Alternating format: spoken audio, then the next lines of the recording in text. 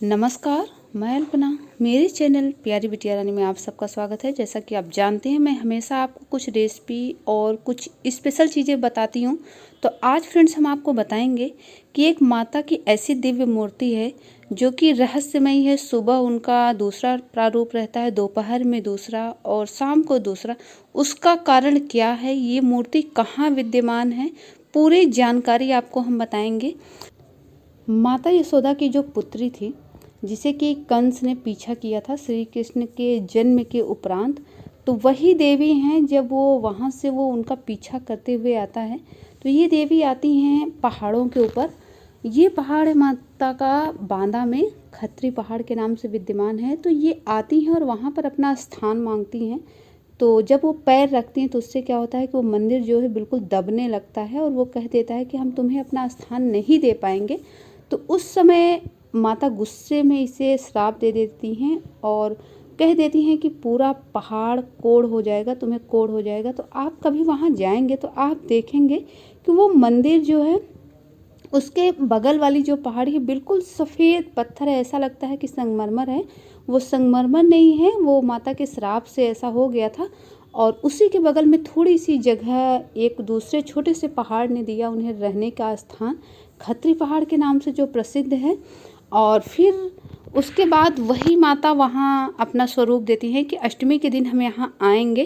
फिर बाद में वो आती है मिर्ज़ापुर के विंध्यवासिनी पहाड़ियों में और यहीं पर विद्यमान हो जाती हैं, जहाँ इनकी पूजा अर्चना होती है। और अष्टमी के दिन यहाँ पूजा होती थी। लेकिन सन 74 की जो घटना होती है, वो मिलिट्री वाली शायद आपने सुनी होगी। उस घटना से क्रोधित होकर देवी जी अपना स्वरूप यहाँ मिर्ज़ापुर में छोड़ के चली जाती हैं खत्री पहाड़ में, हमेशा के लिए इसी मंदिर में विद्यमान हो जाती हैं। और ये शायद रहस्य ही है, कुछ ही लोग जानते हैं, जैसा कि यहाँ के लोगों ने बताया। और मिर्ज़ापुर में जो माता विंध्यवासिनी का मंदिर है, वहाँ पर माता जी सिर्फ अष्टमी के दिन ही रहती हैं। बाकी पूरे 9 दिन आपको माता का स्वरूप यहीं मिलेगा।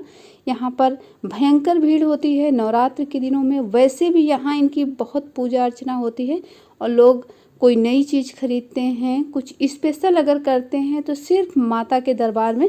और यहाँ ऐसा ही मान्यता है कि यहाँ आने पर आपकी जो भी मनोकामनाएं हैं वो सच में पूरी होती हैं।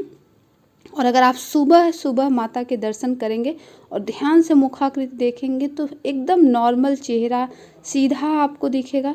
दोपहर में देखेंगे तो मुस्कुराती हुई दिखेंगी और शाम को देखेंगे तो कभी कभी ऐसा लगता है कि बहुत ही क्रोधित चेहरा इनका दिखाई देता है।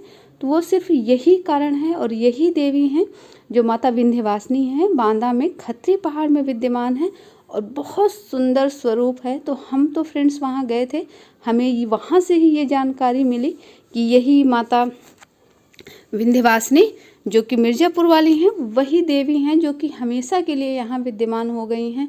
और इतना सुंदर स्वरूप है और ऐसी मान्यता है कि यहाँ आने पर आपकी जो भी मनोकामनाएं हैं सभी पूर्ण होती हैं। तो अगर आपको मौका मिले तो फ्रेंड्स आप ज़रूर यहाँ आएँ और माता रानी के दर्शन करें। तो हम थोड़ा सा आपको दिखा देते हैं कि जो मंदिर परिसर है कितना सुंदर है, कितना अच्छी तरह से इसे बनाया गया है, कितना सुंदर आकर्षण लगता है।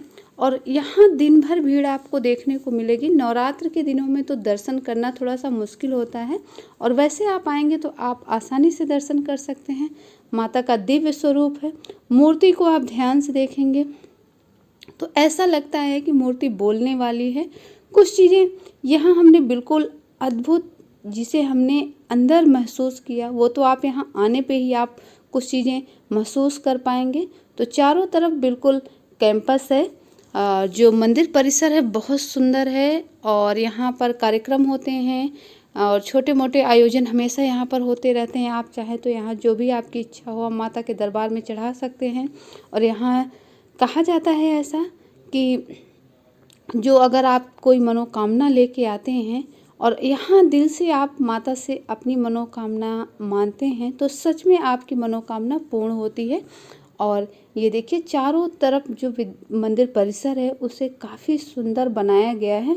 और ये पीछे से हम आपको दिखा रहे हैं कि पीछे का साइड है जो, और ऊपर जहाँ तक हमारा कैमरा पहुँच पा रहा है यहाँ दिखा रहे हैं। और वैसे यहाँ जवारे खोंटने का बहुत चलन है। तो जो नवमी के दिन जवारे बोए जाते हैं माता का, जब हम नवरात्रि में स्थापित करते हैं तो यहाँ पर इकट्ठा किया जाता है और एक दूसरे को दिया जाता है, ऐसा यहाँ पे चलन है। तो आप देख सकते हैं कि मंदिर परिसर बहुत ही सुंदर है, बहुत ही यहाँ पीसफुल इन्वायरमेंट है। ऊपर पहाड़ पे भी काफ़ी चीज़ें हैं लेकिन हम वहाँ पे नहीं जा पाए हैं।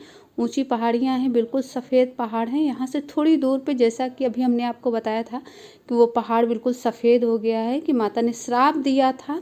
वही जो माता यशोदा की पुत्री थी वही माता रानी यहाँ पर विद्यमान हैं। ऐसी किंवदंतियाँ हैं, ऐसी मान्यता हैं और बहुत भयंकर भीड़ रहती है। पूरा परिसर हम आपको दिखा रहे हैं। ये जो पूरा परिसर के अंदर कुछ चीज़ें बैरिकेडिंग में हैं तो वहाँ पर कुछ कार्यक्रम वगैरह होते रहते हैं।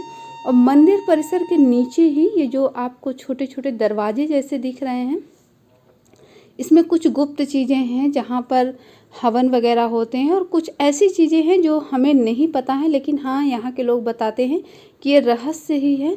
यहाँ पर ये देखिए जो छोटा सा कमरा जैसे दिख रहा है, इसके अंदर भी कुछ चीज़ें स्पेशल हैं। तो ये देखिए पूरा मंदिर हम घूम के तब इधर से आए हैं। बहुत ही सुंदर लगा, बहुत ही शांतिपूर्ण, और पहाड़ों का दृश्य आपको नहीं दिखा पाए हैं। तो अगर आपको मौका मिले तो आप ज़रूर आएँ। ये जो दरवाज़ा है बिल्कुल गुप्त दरवाज़ा है और यहाँ पर कहते हैं कि हवन शांति या कुछ ऐसे कार्यक्रम होते हैं अंदर में, जो कि हमें तो नहीं ज़्यादा जानकारी है। तो आप एक बार ज़रूर आएँ ये माता रानी के दरबार में, माता विंध्यवासिनी के दरबार में, जो कि आपको हमेशा इनका स्वरूप आप जब यहाँ देखेंगे तभी आप समझ पाएंगे कि कितना सुंदर है। तो आप देख सकते हैं ये बोर्ड लगा हुआ था विंध्यवासिनी मंदिर शेरपुर, तो ये हमने आपको दिखा दिया है। और अगर आपको ये जानना है कि ये मंदिर कहाँ है, कैसे यहाँ जाया जा सकता है, तो आप हमें कमेंट करके बताएं, तो हम आपको ज़रूर बताएंगे कहाँ है। तो अगर हमारे वीडियो आपको अच्छे लगते हैं तो चैनल को सब्सक्राइब करिएगा और एक माता रानी के नाम से आप लाइक ज़रूर करिएगा। तो देखने से ही लग रहा है जो नई चीज़ें आती हैं लोग सबसे पहले यहाँ माता के दरबार में ले आते हैं। तो ऊपर सारी चीज़ें लिखी हुई हैं। तो फिर ये देखिए फ्रेंड्स, यहाँ पर सामने से बिल्कुल हम आपको दिखा रहे हैं। ये चढ़ के हम ऊपर गए थे और चारों तरफ हमने घुमा घुमा के आपको कैमरे को दिखाया है। वही सब चीज़ें, नॉर्मल सी चीज़ें, दुकानें जो सब जगह होती। यहाँ पर सूखा नारियल चढ़ाया जाता है और ऐसी मान्यता है कि सूखा नारियल ही यहाँ माता को अर्पित किया जाता है और हमने भी सूखा ही चढ़ाया था। तो बने रहिए, देखते रहिए। मिलते हैं नेक्स्ट टाइम किसी नए वीडियो के साथ, किसी नए तरीके के साथ, कुछ खास चीज़ें लेके। हमारा चैनल अंत तक देखने के लिए आपका बहुत बहुत धन्यवाद।